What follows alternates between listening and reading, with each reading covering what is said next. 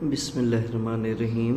Exercise 3.3 है। इस पे अब जो है वो हमारी पहली वीडियो आएगी। क्वेश्चन नंबर 1 है जहाँ पर आपने ये बताना है कि गिवन मैट्रिसेस सिंगुलर हैं या नॉन सिंगुलर है।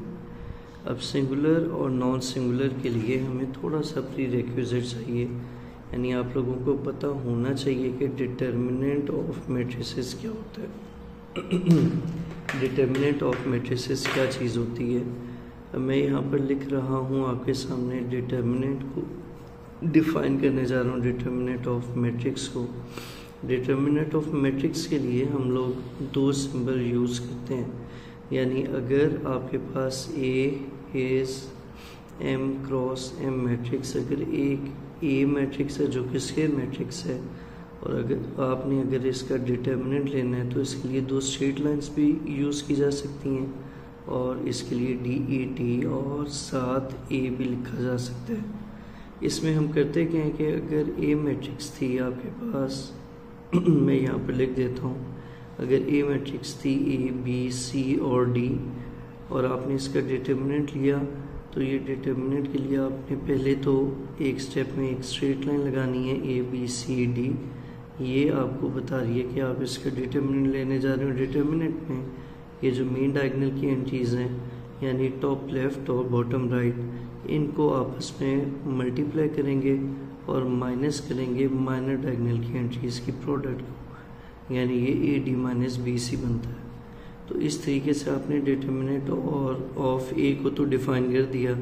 अब सिंगुलर मैट्रिक्स को यहीं से हम डिफाइन करते हैं कि अगर किसी मैट्रिक्स का डिटर्मिनेंट 0 के बराबर आ जाए तो फिर ए मैट्रिक्स क्या होगी, सिंगुलर होगी, और अगर ऐसा नहीं है तो अदरवाइज जो है ये नॉन सिंगुलर होती है। अगर ए डिटर्मिनेंट नॉन ज़ीरो आए तो ये नॉन सिंगुलर होती है।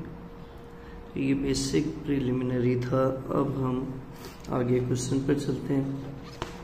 क्वेश्चन जो है इसका, क्वेश्चन नंबर 1 एक्सरसाइज 3.3 का, यहाँ पर ए मैट्रिक्स दी हुई है A 6 4 2 3 और हमने इसका डिटर्मिनेंट लेना है। तो इसके डिटर्मिनेंट के लिए आप यहाँ पर DET लिखेंगे, साथ ए मैट्रिक्स आ जाएगी। इसी चीज़ को हम इस तरीके से भी लिखते हैं, और इसके बाद हम यहाँ पर स्ट्रेट लाइन लगाएंगे और फिर मैट्रिक्स की एंट्रीज आ जाएंगी 6 4 2 3, और इसके बाद आपने इनकी प्रोडक्ट लेनी है, यानी 6 के साथ 3 मल्टीप्लाई हो जाएगा, ये माइनस आएगा, और साथ फिर 2 के साथ 4 मल्टीप्लाई करेंगे, 6 3 से 18 आता है, 2 4 से 8 आएगा, 18 माइनस 8 10 होता है, और 10 जो है वो हमें मालूम है कि 0 के बराबर नहीं होता, तो A इज़ नॉन सिंगुलर। तो इस तरह ये ए मैट्रिक्स आपके पास नॉन सिंगुलर आ जाएगी। अब नेक्स्ट पार्ट पर चलते हैं।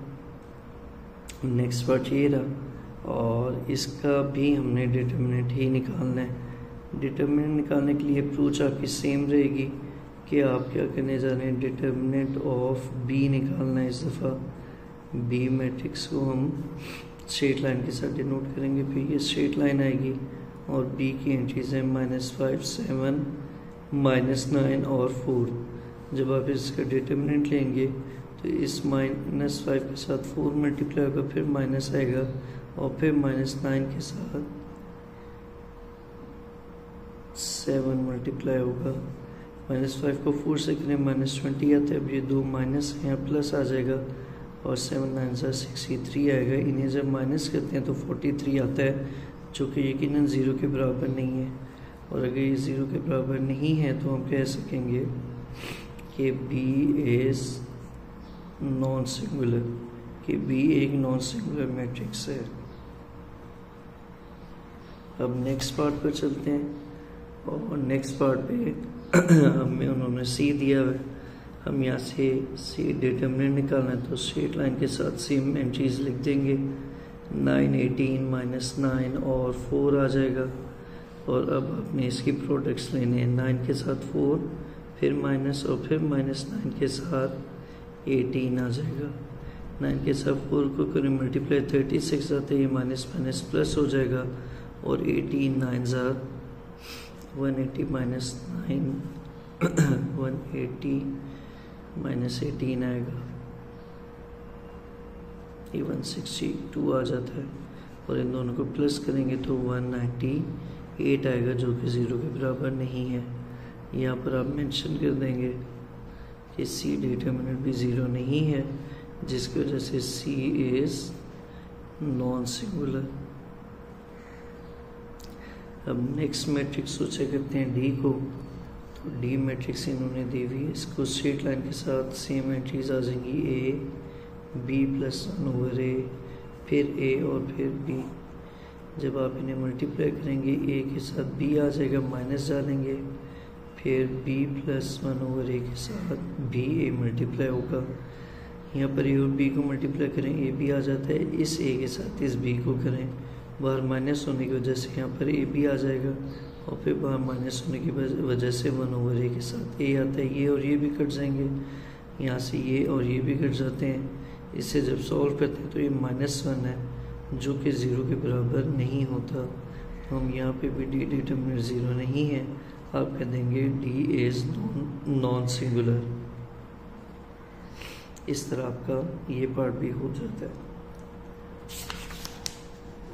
अब नेक्स्ट पार्ट पर चलें, पार्ट ई पर।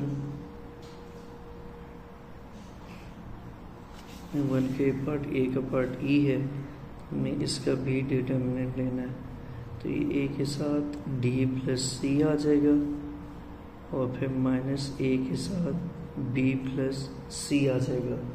अच्छा, मैं क्वेश्चन में ये वाला थोड़ा सा पूरा नहीं लिखा, मिस होगा मुझसे, तो मैं इसे पूरा लिख देता हूँ, फिर आपको दोबारा बताता हूँ कि इसके डिटरमिनेंट में आपको क्या करना है। अगर आप इस क्वेश्चन की स्टेटमेंट को देखेंगे तो आपको ये चीज़ नज़र आएगी कि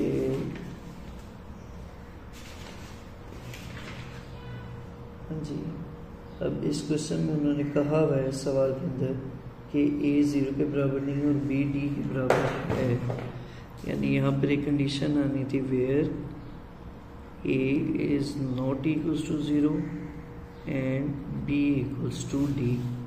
तो अब पहले हम इसे सॉल्व करते हैं, A D plus A C minus A B minus A C, तो ये ए सी वाला तो ए सी के साथ कट जाएगा, और A D minus A B है।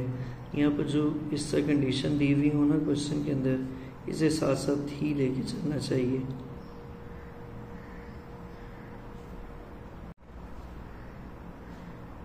इसे साथ साथ ही लेके चलना चाहिए, तो ये ए 0 के बराबर नहीं था और ये बी डी के बराबर है। जब ऐसा होगा कि बी और डी बराबर होंगे तो हमारे पास क्या आ जाएगा, हमारे पास आएगा कि ए बी और ए डी दोनों बराबर हैं, और जब ए बी और ए डी बराबर होंगे तो इनकी आपस में कटिंग हो जाती है और यहाँ 0 आ जाता है, और इससे ये डिटरमिनेंट 0 आ जाएगा आपके पास। और जब ये 0 आ जाएगा हम कह देंगे कि ए इज़ सिंगुलर।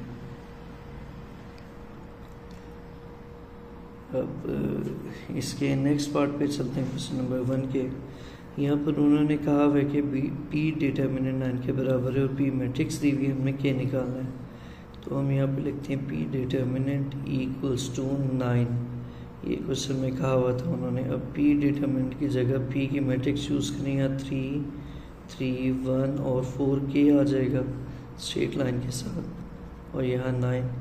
अब इनके प्रोडक्ट लेंगे, 3 के साथ 4 मल्टीप्लाई होगा 4 के, -1 के साथ 3 मल्टीप्लाई होगा, यहाँ पर 9 है, ये आ जाता है 12 के, और ये आ जाता है -3 इक्वल्स टू 9।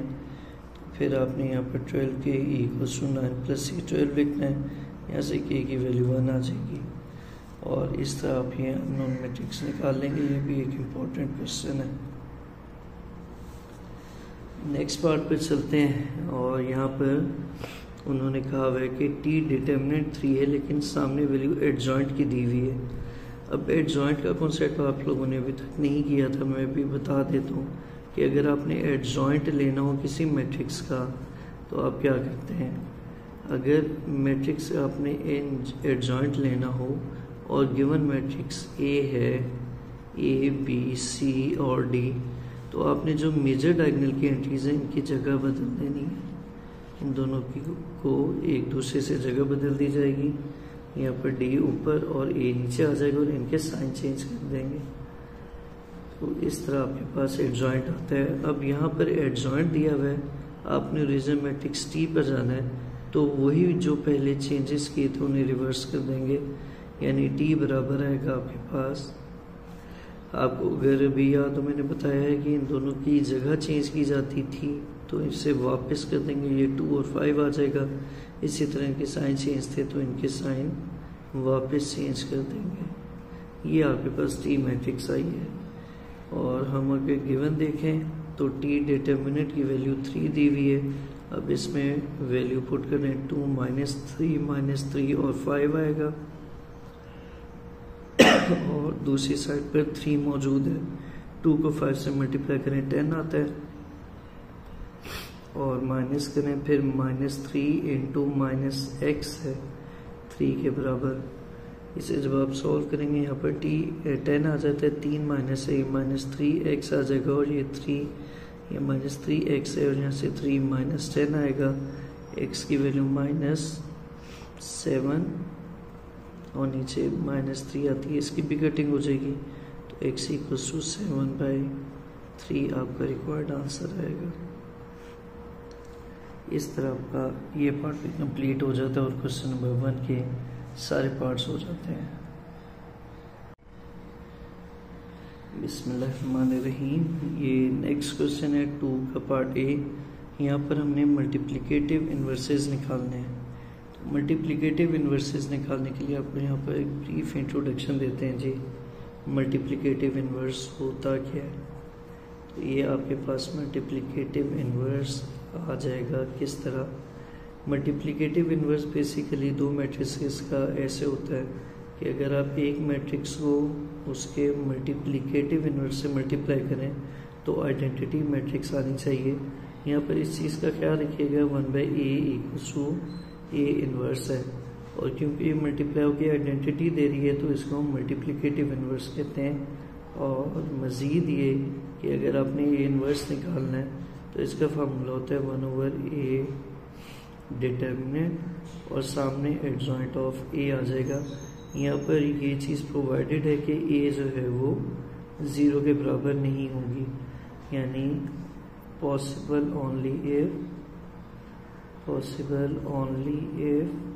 ये सिर्फ उस वक्त पॉसिबल है कि जब a इज नॉन सिंगुलर हो एंड 2/2 ऑर्डर हो, या यूँ कह लें स्केयर मैट्रिक्स हो।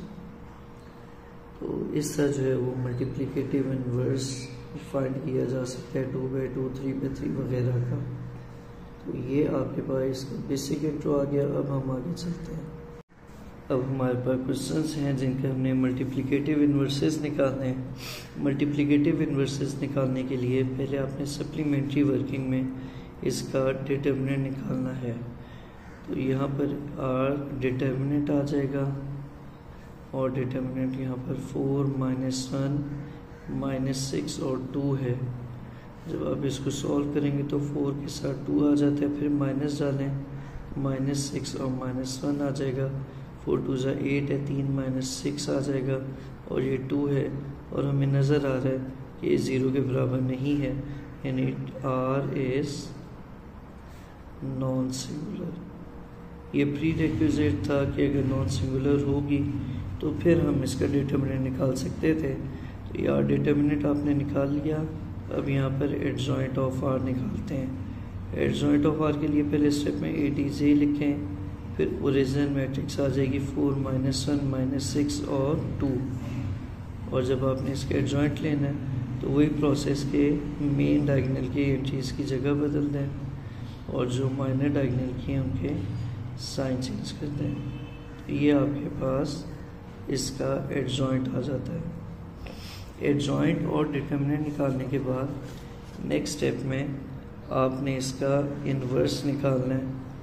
तो यहाँ पर r इन्वर्स आ जाएगा 1/a डिटर्मिनेंट और साथ एडजॉइंट ऑफ a। r है तो यहाँ पर r आ जाएगा 1/r डिटर्मिनेंट, आर की वैल्यू आपने 2 निकाल ली थी आर डिटर्मिनेंट की, तो यहाँ पर 2 आ जाएगा। और एडजॉइंट जो है वो था 2, 1, 6 और 4।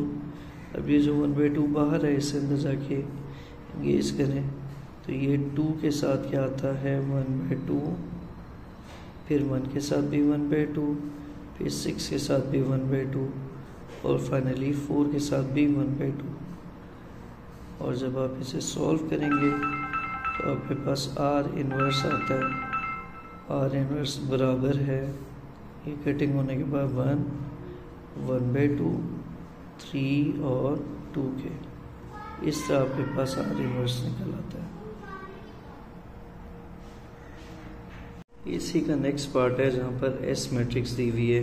अगर आप इसका ऑर्डर देखें, इस मैट्रिक्स का ऑर्डर देखें, तो आपको नज़र आएगा कि ये मैट्रिक्स ऑर्डर है 2/1। तो हम यहाँ पर सिंपली लिख देंगे it is not possible to find multiplicative inverse. और इस तरह का ये पार्ट भी हो जाएगा। नेक्स्ट पार्ट पर चलें। इसमें आपको थोड़ी वर्किंग करनी पड़ेगी। हमने टी डिटर्मिनेंट निकालना है, टी का मल्टीप्लिकेटिव इन्वर्स निकालना है। तो मल्टीप्लिकेटिव इन्वर्स निकालने का पहला स्टेप ही डिटर्मिनेंट निकालना है। तो हम यहाँ पर टी का डिटर्मिनेंट निकालेंगे। उसके लिए स्ट्रेट लाइन लगाई जाएगी। 25 to 50 और 4 आ जाता है। जब आप इन्हें मल्टीप्लाई करें तो आपके पास आएगा 25 multiplied by 4 minus 50 multiplied by 2। ये भी 100 आएगा, ये भी 100 आएगा। और जब आप इन्हें माइनस करते हैं तो ये 0 आ जाता है। यहाँ पर इन्वर्स नहीं निकल पाएगा, ये आपने मेंशन कर देना है। सिंस टी इज, ये सिंगुलर क्यों बनी है? क्योंकि डिटरमिनेंट 0 था। T is singular matrix, therefore it is not possible to find multiplicative inverse। Next matrix आपके पास U, और इसमें उन्होंने एक प्री कंडीशन दी हुई है कि if x plus X equals to Y. तो पहले तो आप इस कंडीशन को इनकॉर्पोरेट करेंगे। जब ये x आ जाएगा, ये भी x प्लस 1 आ जाएगा, इस साइड पर भी x आएगा और इधर x प्लस 1 आएगा। और यहाँ पे मेंशन कर देंगे since x equals to Y है, इसलिए हमने ये काम किया। और अब हमने क्या करना है, इसका इन्वर्स निकालना है। इन्वर्स के लिए फर्स्ट स्टेप आपका क्या होता है कि आप u का डिटर्मिनेंट लेते हैं। डिटर्मिनेंट के लिए यहाँ पर स्ट्रेट लाइंस आ जाएंगी, x और x प्लस 1 और फिर x और x प्लस 1। अब इसको सॉल्व करते हैं। x के साथ मल्टीप्लाई होगा x प्लस 1 और माइनस करेंगे x के साथ आएगा x प्लस 1। अब ये दोनों टर्म्स एक दूसरे का एडिटिव इन्वर्स से कैंसिल आउट हो जाएगा और 0 आ जाता है। और हम कह सकेंगे since u determinant equals to 0, U is singular matrix, we cannot find multiplicative inverse of U। अब आगे अगले क्वेश्चन पर चलते हैं। क्वेश्चन नंबर 3 पर। ये इम्पोर्टेंट है, काफ़ी इम्पोर्टेंट है ये क्वेश्चन, ये कॉन्सेप्ट। तो आर मैट्रिक्स दी हुई है, हम पहले आर डिटर्मिनेंट निकाल लेते हैं। डिटर्मिनेंट के लिए आपने स्ट्रेट लाइंस 4, 1, माइनस 6 और 2 लिखना है।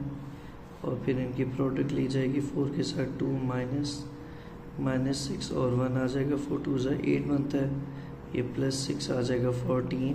और आर डिटर्मिनेंट आपके पास 14 आ गया, जो कि 0 के बराबर नहीं है, यानी हम इसका इन्वर्स फाइंड कर पाएंगे। फिर आपने एक स्ट्रेट लाइन लगानी है और एडजॉइंट ऑफ आर निकालना है। एडजॉइंट ऑफ आर, एडजॉइंट आ जाएगा आर का, आर क्या है 4 1 -6 और 2। जब आप इसके एडजॉइंट लेते हैं 2 और 4 की जगह बदल जाएगी और इनके साइन, तो ये आपके पास इसका एडजॉइंट आ जाएगा। अब हम चलते हैं मेन क्वेश्चन की तरफ, जहाँ पर आपने r into R inverse find करना है। और r इंटू आर इन्वर्स में हम वैल्यूज पुट करें, r इसी तरह आ जाएगा। r इन्वर्स में का फार्मूला होता है 1/r डिटर्मिनेंट और एडजॉइंट ऑफ r।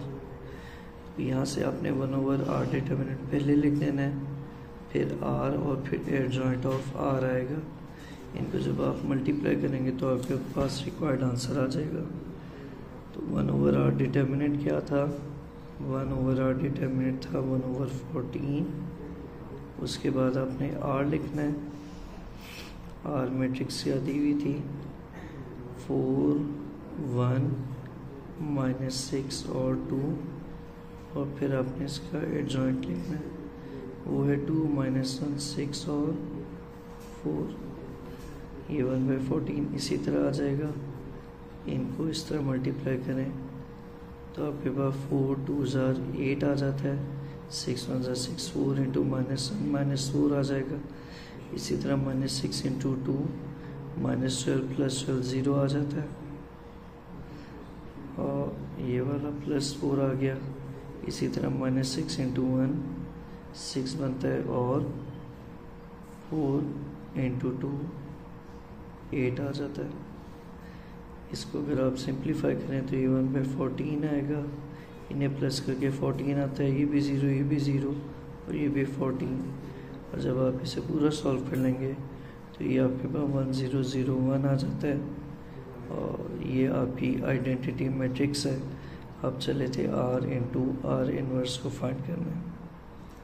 बिल्कुल इसी तरह हम इसका नेक्स्ट पार्ट कर लेते हैं, जहाँ पर आपने नेक्स्ट साइड कर लेते हैं, जहाँ पर आपने r इन्वर्स पहले और फिर r फाइंड करना है।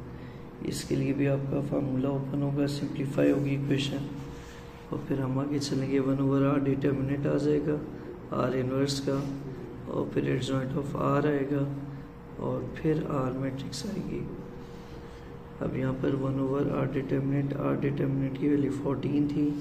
पहले आपने एडजॉइंट लिखना है, एडजॉइंट आएगा 2 -1 6 और 4 के बराबर। अब इसके साथ मल्टीप्लाई करना है आपने आर मैट्रिक्स को, आर मैट्रिक्स है 4 1 -6 और 2। तो फिर यहाँ पर 1/14 इसी तरह आ जाएगा। इनको अगर आप प्रोडक्ट लेते हैं तो 2 इंटू 4 8 आ जाएगा, -1 इंटू 6 + 6।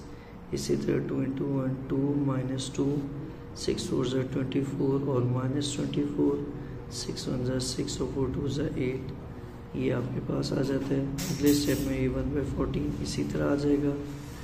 यहाँ पर ही कुछ नहीं आता, ये 14 0 0 और 14, और जब आप इसे भी सॉल्व कर लेंगे तो ये 1 0 0 1 आता है। और यहाँ से हम कह सकते हैं कि r inverse r identity matrix के बराबर है। अब जो पिछली इक्वेशन थी ये वाली और ये वाली, इनकी मदद से हम कहेंगे from 1 and 2 r into r inverse into r equals to identity matrix. ये वेरीफाई हो चुका है। अब क्वेश्चन नंबर 3 पर चलते हैं। यहाँ पर एक और इन्वर्स से रिलेटेड क्वेश्चन है, इसको अटेम्प्ट करते हैं। क्वेश्चन है 1 2 2 3 और z मैट्रिक्स है 2 3 1 2। हम पहले इसके लेफ्ट हैंड साइड पर फोकस करेंगे, y z होल इन्वर्स लेना है। तो इसके लिए आप पहले y और z का प्रोडक्ट लेंगे। y मैट्रिक्स लिखते हैं 1 2 2 और 3 आएगी, और फिर इसके साथ आपने z मैट्रिक्स लिखनी है जो कि है 2 3 1 और 2 के बराबर। इसको इतना करने के बाद आप जब सिंप्लीफाई करेंगे तो रो को कॉलम से मल्टीप्लाई किया जाता है।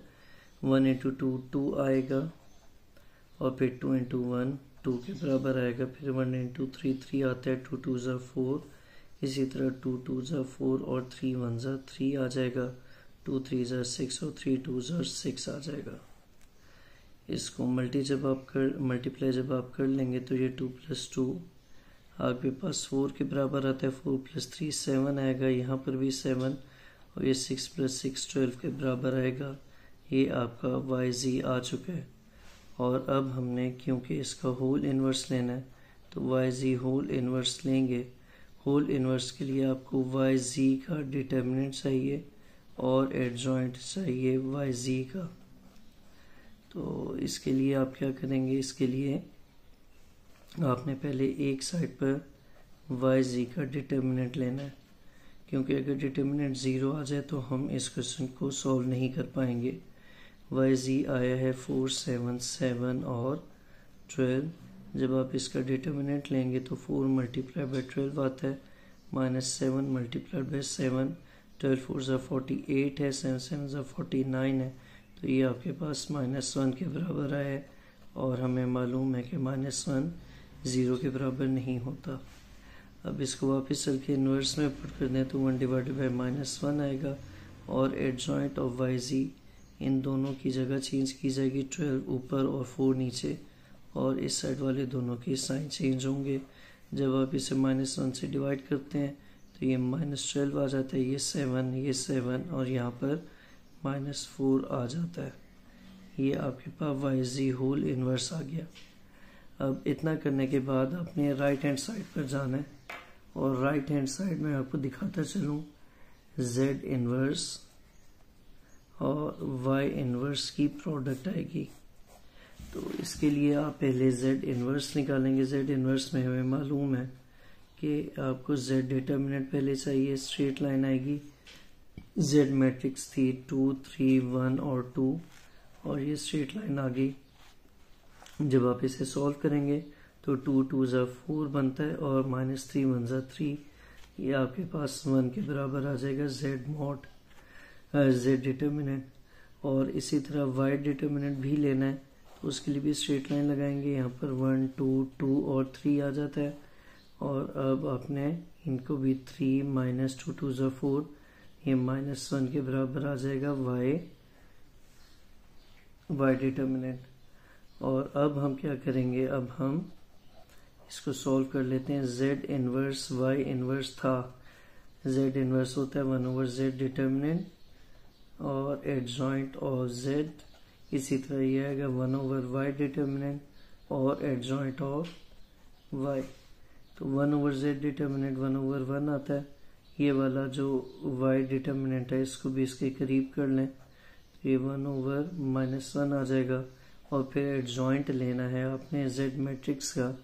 Z मैट्रिक्स थी 2 3 1 और 2 और जो इसके साथ दूसरी मैट्रिक्स है Y जिसका हमने एडजॉइंट लेना है भी, वो है एडजॉइंट ऑफ 1 2 2 और 3। अब अगले स्टेप में इन दोनों को अगर सॉल्व करते हैं तो -1 आता है और इस साइड वालों को करें तो पहले एडजॉइंट लिया जाएगा, इन दोनों की जगह चेंज करेंगे और इनके साइन इसी तरीके से इधर चले, इन दोनों की जगह चेंज कर दें और इन दोनों के साइन। अब आपने इनको मल्टीप्लाई करना है, यहाँ पर -1 आएगा, 2 को 3 से मल्टीप्लाई करें 6 आता है, 3 को 2 से करें 6 ही आता है, तो ये +6 आ जाएगा। इस साइड पर चलें तो 2 2 ज़ा -4 और -3 आएगा। फिर इधर चलें तो ये -3 और -4 आ जाएगा। फिर इधर चलें तो ये 2 और -2 आ जाता है, -2 और -2 आ जाता है।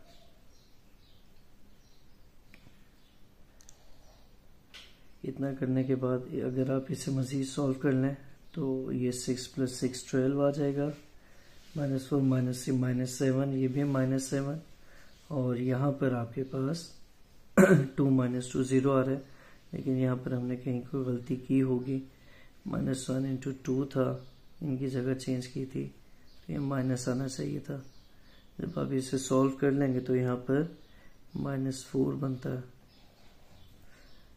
+4 बनता है, सॉरी ये 2 + 2 आता है।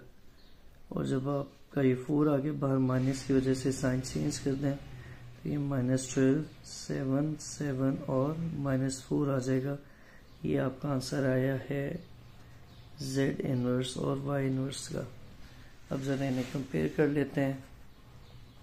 ये क्वेश्चन 1 है, 12 -12 7 7 -4 -12 7 7 -4, ये 2 आ जाएगी। और फ्रॉम 1 and 2 हमने वेरीफाई कर दिया। इस तरह जो है वो आपका ये क्वेश्चन हो जाता है। मैं इसे एक दफ़ा फिर रिव्यू कर लेता हूँ और फिर आपको इंशाल्लाह आगे लेके चलते हैं।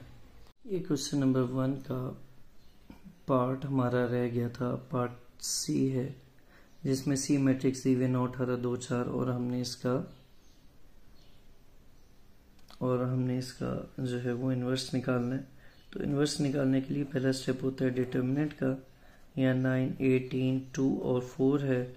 जब आप डिटर्मिनेंट लेंगे तो 9 को 4 से मल्टीप्लाई करना है और 2 को 18 से। जब आप इसे मल्टीप्लाई करते हैं तो ये 36 - 36 आता है, जो कि 0 है। और ये मैट्रिक्स आपके पास C इज सिंगुलर आ जाएगी। और जब C सिंगुलर हो तो हम क्या कहते हैं, C inverse is not possible. तो ये क्वेश्चन भी आपका कंप्लीट हो जाता है। ये इनवर्स से directly related question, inverse, adjoint और डिटर्मिनेंट, ये आखिरी क्वेश्चन है आपका, क्वेश्चन नंबर 4। फिर आगे के क्वेश्चंस में हमने इक्वेशंस को देखना होगा। तो फिलहाल ए हमें दिया हुआ है उन्होंने 5 7 2 और 3। अभी थोड़ी देर बाद हम इसका डिटर्मिनेंट लेते हैं, लेकिन नेक्स्ट हमने एडजॉइंट ऑफ ए का भी डिटर्मिनेंट लेना है। तो उसके लिए पहले हम यहाँ पर एडजॉइंट लेंगे। जब आप एडजॉइंट लेंगे 5 7 2 और 3 का, तो जो मेन डायगोनल के एंट्रीज हैं या प्रिंसिपल की, ये 5 और 3 इंटरचेंज हो जाता है, 3 और 5 आ जाता है और इधर -7 और -2 आएगा। ये आपके पास एडजॉइंट ऑफ ए आ चुका है। और अब आगे हमें, क्योंकि ए इनवर्स का भी डिटर्मिनेंट लेना है, तो ए इनवर्स निकालने के लिए आपको पहले तो ए डिटर्मिनेंट चाहिए और एडजॉइंट ऑफ ए चाहिए। तो हम पहले ऊपर वापस चलते हैं और यहाँ पर ए डिटर्मिनेंट निकाल लेते हैं। डिटर्मिनेंट निकालने के लिए आप स्ट्रेट लाइन यूज करते हैं, 5 7 2 3 इसी तरह आ जाएगा। और जब आप 5 को 3 से मल्टीप्लाई करते हैं 15 आएगा, 7 को 2 से करें तो 14। यहाँ से आप कह सकते हैं कि ए डिटर्मिनेंट 1 के बराबर आए। अब यही वैल्यू इधर यूटिलाइज करें, 1/1 आ जाएगा। एडजॉइंट भी आप ले चुके थे जो कि 3 -7 -2 और 5 था। अगर आप इन्हें मल्टीप्लाई कर लें तो ए इनवर्स आपके पास आ जाएगा 3 -7 -2 और 5 के बराबर। इसके साथ स्ट्रेट लाइन लगाएंगे क्योंकि हमें इसका डिटर्मिनेंट चाहिए। ये आपका ए इनवर्स निकला था। ए इनवर्स को भी मैं एक दफ़ा हाईलाइट कर देता हूँ। ये 3 -7 -2 और 5 आया था। अब हम वापस चलते हैं इधर। एडजॉइंट ए ये था जिसका हमने अब डिटर्मिनेंट लेना है। तो एडजॉइंट ऑफ ए का अगर आप डिटर्मिनेंट लें तो ये स्ट्रेट लाइन में आएगा 3 -7 -2 और 5। और जब आप इसका डिटर्मिनेंट लेते हैं 3 5 15 आएगा, फिर -7 2 14। तो ये आपके पास एडजॉइंट ऑफ ए का डिटर्मिनेंट भी 1 आ जाता है। अब अगर आप गौर से देखें तो एडजॉइंट ऑफ ए ये वाली मैट्रिक्स और दूसरा ये वाली मैट्रिक्स जो इन्वर्स लिए ये सेम ही है। और जब आप इसका डिटर्मिनेंट लेंगे, यहाँ पे मैंने सिंबल पहले ही डाला हुआ है, तो ए इनवर्स का डिटर्मिनेंट आएगा 3 5 15 और 7 2 14। ए इनवर्स का डिटर्मिनेंट भी 1 आएगा। तो हमें यहाँ पर बड़ा क्लियरली नज़र आ रहा है इन तीनों का क्या रिलेशन है। यहाँ पर देखें तो ये भी 1 है, एडजॉइंट और इनवर्स इनके डिटर्मिनेंट भी 1 है। तो हम लिख देंगे A determinant equals to adjoint of A determinant equals to A inverse determinant equals to 1. All are all equal। और इससे आपके ये क्वेश्चन भी कंप्लीट हो जाता है। Thank you so much.